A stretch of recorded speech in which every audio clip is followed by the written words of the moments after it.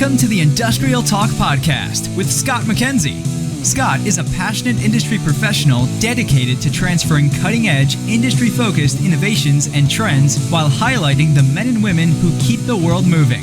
So put on your hard hat, grab your work boots, and let's go. All right, once again, thank you very much for joining Industrial Talk, and thank you so much for your support. We are on site right now, right this very moment. We're going to be here for a week. We are in Austin, Texas, and we are at the OMG fourth quarter.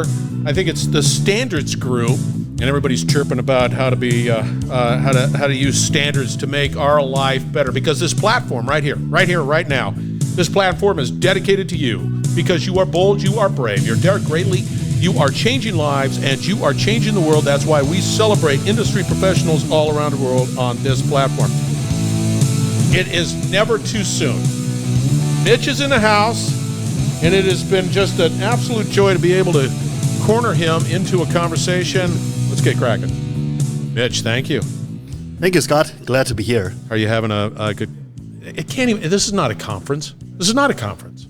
It is a gathering. That's what it is. Yeah, it's all the experts, all the brains you can overhear. Did you see that those light wave emitted from the people here in the room? I'm telling you, it's true. Yeah. I mean, it's a good feeling, Mitch, because I'm not the smartest, which is not really a hurdle, but I'm not the smartest guy in the room by any stretch of the imagination. And I think what you and the rest of the OMG contributing members do is truly special work, and it is because you're establishing, and it goes across the board. There's multiple organizations that are talking about standards that impact these important technologies, the innovations, and just making things better. So yeah, that's my soapbox for today, there, Mitch. All right. Before we get a cracking with the conversation, give us a little background on who Mitch is. Oh, hi. Hi, everybody. My name is Mitch Zhang. I am a consultant. I have my own consulting firms, but I have been following the development of the communication industry. I started when I was young. I started as a wireless communication for Nortel networks, and then I'll go to Nokia, right? So after that, my career is actually kind of riding on the success of the wireless communications. But when the world is actually engaging in the development of standards like 2G, 3G, 4G, which is I get heavily involved with, I contribute to that part. But then when the world is going to the 5G, I actually find my new love, that is IoT. At that time, we don't call it IoT, we call it machine-to-machine communications, M2M. So I kind of changed the venue a little bit. I left Nokia and then started my own consulting firm and started working on this one M2M. There's one organization to start all today's IoT work. They focus on the middleware definitions. And then later on, I joined IIC, which is the main body that I'm doing right now. It's part of the OMG, and I've been a major contributors for that organization. And I got to tell you guys, I mean, it would be interesting you would never know, but it would be interesting to know where we would be without organizations like OMG and what you're doing, because you're helping facilitating this progress, this adoption of technology and innovation, just because, well, we need it. Industry needs it. We need it in a big way, and we need to be able to have standards that sort of put those bumpers around it and say this is what you need to do and have that common lexicon. What's the problem we're dealing with? What is that challenge that we're dealing with today with IIoT and all of that stuff? What are we dealing with? There are a couple of things. We started mainly about 10, 12 years ago. That's when we tried to exploit what is the machine-to-machine communication is. Originally, people thought that's just some kind of system on chip, and that would be you can build devices. And then later on, people found that, we just build a bunch of sensors, and then if we can connect to those sensors, if we can process that, then we can build this IoT, the Internet of Things, which is a big buzzword. It's a miscellaneous file that I'm telling you right 7 or now. 8 years ago. When you talk to the IoT, you can even pick up a girl in the bar when you talk about IoT, believe it or not. He's here till Friday. Until Friday, yes. But then the thing is that gradually in the IIC, we started building the framework document. We try to build a systematic way and the guidelines and those, we don't call it standards per se, but then it's kind of pretty much the rule that you should follow if you want to build an IoT in a very systematic fashion. So we have been engaging in those parts, and then on the top of that, we have many white papers. And then the most successful ones that we're doing is actually through this so-called test bed process. Right now, I'm in IIC. I'm also serving as the chair of the test bed council. Right. What we do is that we get the ideas from the people, and then turn them into reality, and then we do the test bed and test drive to prove that the idea actually works. And that's important. Nobody really wants to take a test drive and have them be the guinea pig of whatever technology that is being promoted at the time.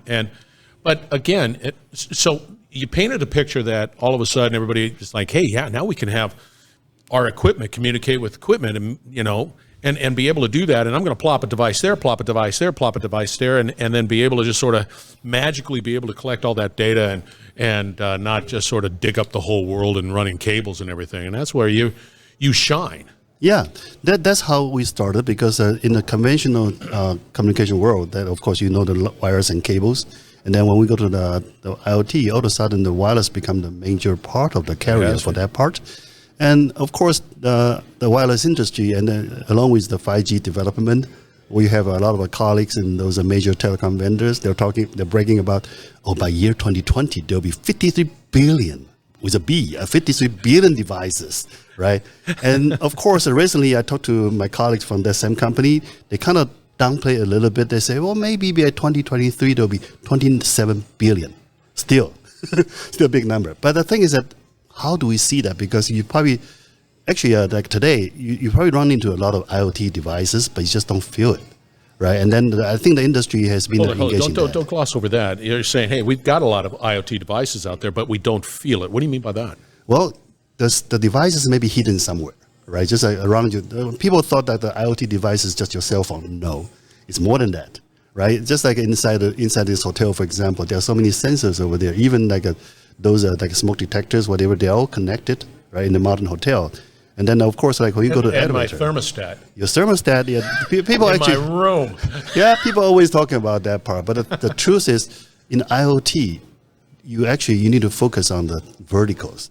And unfortunately, this is also the part got overlooked by many vendors, right? For example, like I'm a capable engineer, and then I design some wonderful board, and I can talk to some sensors with some communications, and they thought, I am in IoT business. But the truth is, when you have device and then you don't have a service associated with that, right? The device is just a piece of metal, a piece of the electronics equipment lying on your shelves. So in IIC, we learned it a few years back. So if today you're in the IoT business and then you feel like you're not successful, that's probably you didn't reach out to us by then, because otherwise we'll tell you that IoT is not a traditional business.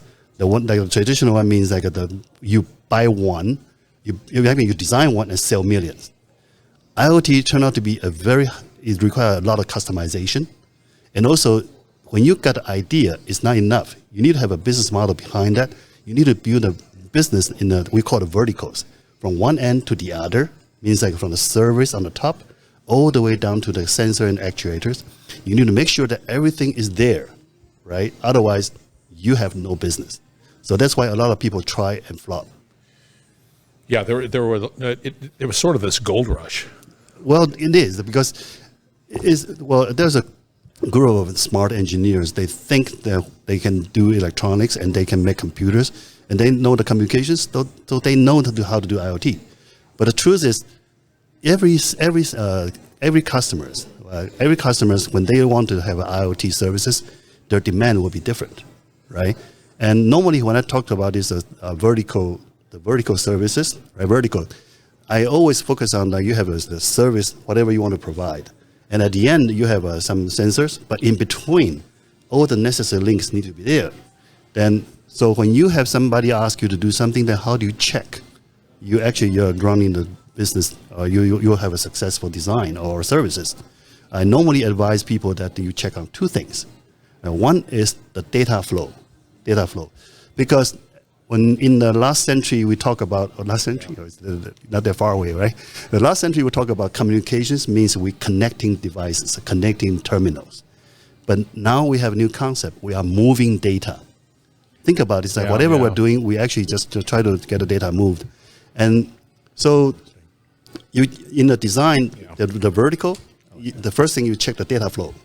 Once the data flow is there, then that means your design is okay. But the other thing I think is much more important, but didn't put enough emphasis on by the designer, is that the cash flow. The cash flow means I am building a service, and if a service without being financed or being paid, then it's a dead service, right? So, and then we are in business, we are not in charity, right? We're not in charity. So you need to make sure that when you design a service, you make sure all the cash flow are there. Be careful on this part, because sometimes the end user may not be the direct payer for the service. Like one example is, like I'd say, now in Dallas area, we have some insurance company, they will help me put a dongle in my car.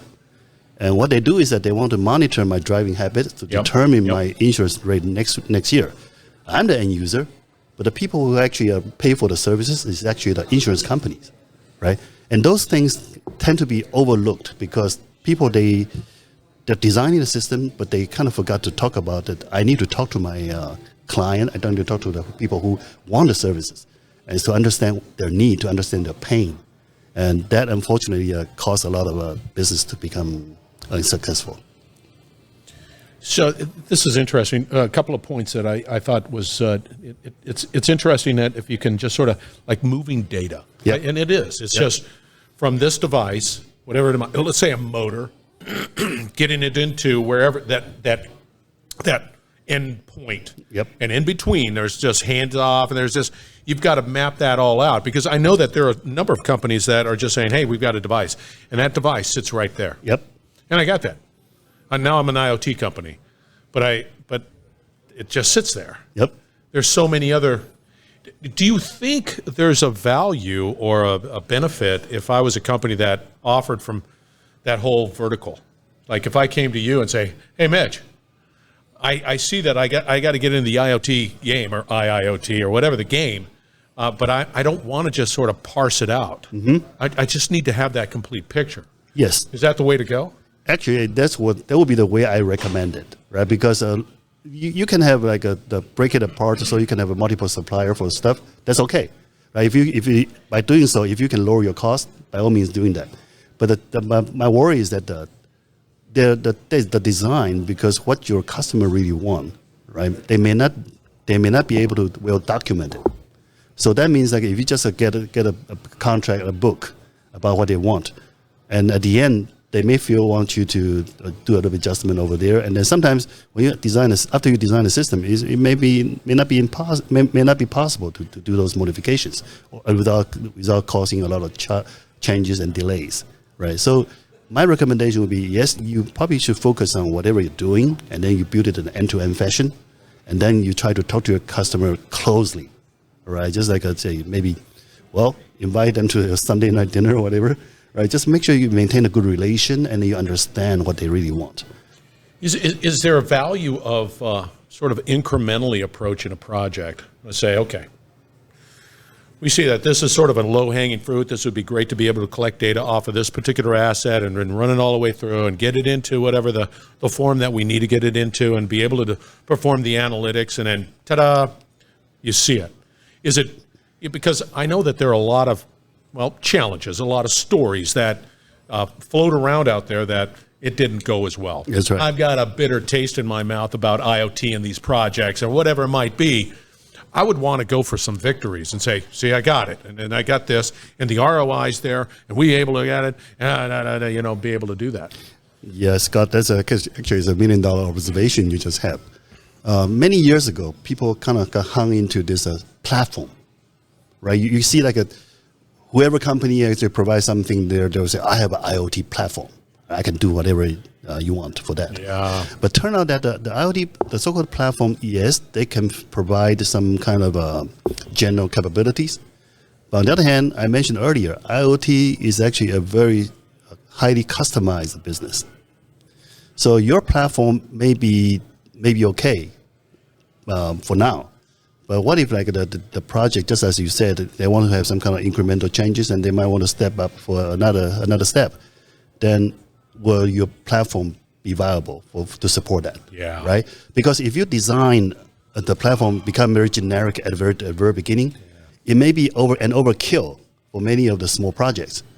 On the other hand, if your platform is not generic enough, right, then you actually end up like you lost your capability for expansion. So where is the trade-off? That's interesting. Yeah, you're hitting on all cylinders. We got cash flow, we got moving data, and I love the point that you're pinging on customization, and it is highly customizable. Not everything, and so you need to be able to have that vertical capabilities that has that flexibility, but go into it at the beginning, right? Yep. You're saying, okay, we're here, but we're going to probably go here. And just be able to, can it do that? And be able to have that more macro view of where you're going and what you're trying to accomplish. Yep. For the listeners out there, let's talk a little bit about, you came up to me and you said 6G. And my favorite subject. Yeah, let's change gears on that just because I want to know. Help me and help the listeners teach us a little bit about 5G. What is that all about? And then be able to take that bridge and go to 6G. Okay. So what? Sort of walk us through that. Right. In the telecom evolution, you start from 2G, which is I start my career. 2G, 3G, 4G. They all focus on the network evolutions, right? So you provide a better services. For example, you provide from changing from sending text to you be able to streaming data, and then when you go to 4G, you can do the broadband services, right? So a lot of people asking me that, okay, when we go to 5G, what does the industry brought to me as an end user? I would say yes, this broader band experience. Broader band means like in 4G, we already call it called broadband services, and now it's broader because the bandwidth has become bigger.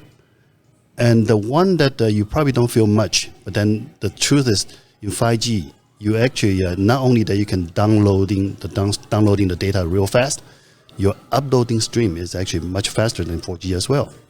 If you got a true 5G, right? Then you just popped in and said true 5G. My cell phone right here says 5G on it. How do I know that that's a true 5G? Better be.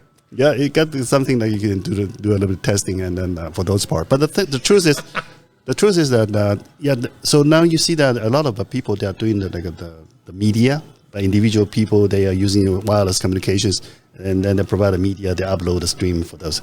That actually is one, I would say, of the major contributing factors for 5G, right? Now, but the challenge is that in 5G, when it was designed, they actually has three goals in mind. They call the EMBB, Extended Mobile Broadband Services, or mobile broadband. There's one, and that one actually proven to be great. But there are two other things. One is called the URLLC, ultra reliable communications. And the third one is a MMTC, it's massive machine type communications. The URLLC provide a very robust services for the network, and originally they are targeted to automotive, like self-driving, automotive. Okay. And then also like maybe a remote surgery, right? You can do that. Yeah, and then that's very important. And then the MMTC is actually targeting IoT. But then right. Okay. Yeah, but then I think like the industry may be struggling a little bit right now. There are several things. That is the URLLC.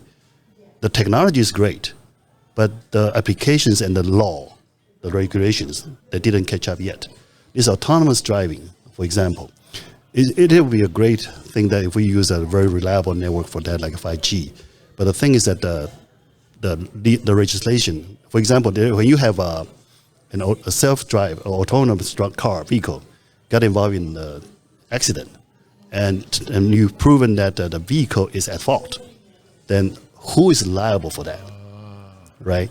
And right now I heard that in Germany, just this week, I heard that in Germany, like Mercedes, they claim that yes, they will be responsible for those parts. If their autonomous car get involved in the accident, then they will take care of that.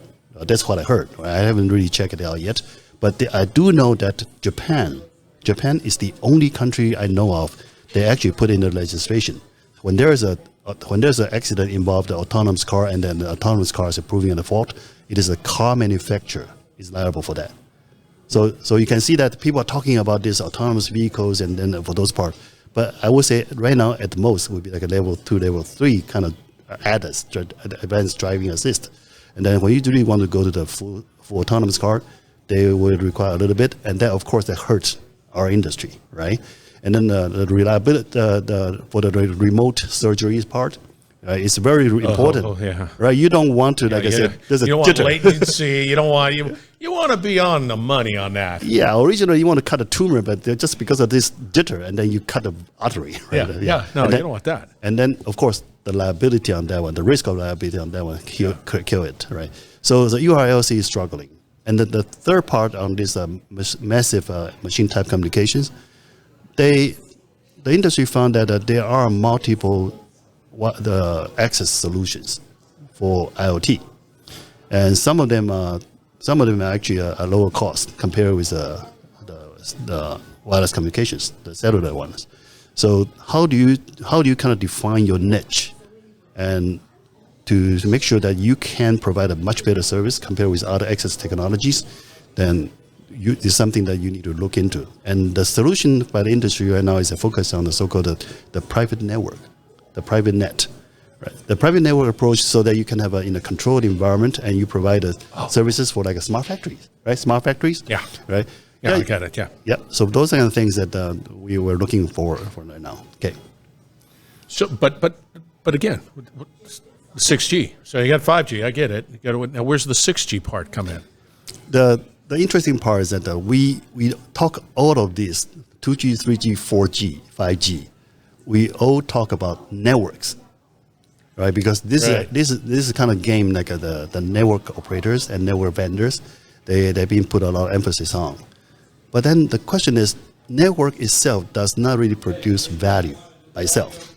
It will be like whatever services that run on the network will be the one, right, generate the value. For example, you can build a 20-lane highways, right? If you don't have enough services on that part, then you're not going to generate revenue on that one. So right now in 6G. We have noticed that there are a couple of things. Number one is that the frequency band we want to deal with is getting higher and higher. And like even in 5G, we talk about this millimeter waves.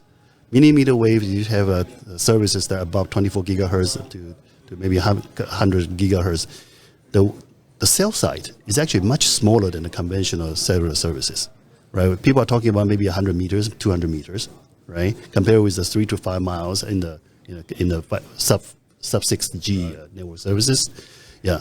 Then people also talking about the terahertz, sub terahertz, and when you go to that part, the cell site may be within 10 meters, right? So that means like your conventional network architecture may need to be rethink. So one challenge I have for the wireless network operator is that your network management scheme, how are you going to modify this, right? The private network may still work, but what about others? So what we have been talking with a group of people in North America right now, and there's another organization called the Next Generation Alliance. They started about 2 years ago. They focus on what kind of services that the 6G should provide. And one thing we have been driving is called the immersive digital world experience. Immersive digital world experience. And in this case, we are going to provide a lot of sensors, a lot of actuators, maybe just to try to build up an environment that you are living in it with all the devices surrounding you, right? Then, then you get it. Yeah, I get the picture. Then so you provide a great services for you, and then you don't even notice that. And of course, we're talking about the future, and also people ask me about like the privacy stuff. Then I think like there are some things that we can work on. And one example I have is that right now we're targeting like a 6Gs by 2030, and I'm trying to picture myself in 2035. I'm retired. I stay in the retirement home, and then all my rooms actually with a lot of sensors, they help provide all the facilities for me to help me, right? Then they'll be great. Right, and that's how we provide this brand digital world experience. And of course, the interfaces, the machine interfaces, will be done by a lot of this XR or AR, VR, high resolution images, like holographic, whatever stuff, and that will be like something to help you facilitate your living. And of course, the same technologies can be applied to manufacturing, right? So you get a facelift on the smart factory. The people no longer need to wear those heavy goggles. You can have other stuff that help you. So the work environment will be kind of blend in with you, right? That's an objective we're thinking about. I thought you kind of get a goosebump on that one. I'm just telling you, I am. I really am. I mean, you've hit on moving data, cash flow, which is important. I like this immersive world, next gen alliance services, digital world. You were just look at that. You're making me a better person there, Mitch. Well, immersive digital world experience. There you go. I might be staying at a Holiday Inn, but I feel like I can do this stuff. Yep. Well, I really enjoyed this conversation. There's a lot going on. And you're right at the tip of the sword on this stuff. At least you know how to talk it. You know this stuff, don't you? I've been trying to do that. I try to be evangelist for this. There he is, 6G evangelist right there. He's the one that came out, not me. I didn't. I have it down on my notes, but he's the one that said it. That's Mitch, 6G evangelist. How do people get a hold of you, Mitch? You can reach me through the email, or the best way to reach it, because I travel a lot. So it's a Mitch at t-infoserve.com. There it is, man. I'm going to have all the contact information for Mitch out there, so don't you fret. Go out to Industrial Talk, reach out to Mitch, and as you can tell, he knows a lot, and you will not be disappointed. Mitch, you were wonderful.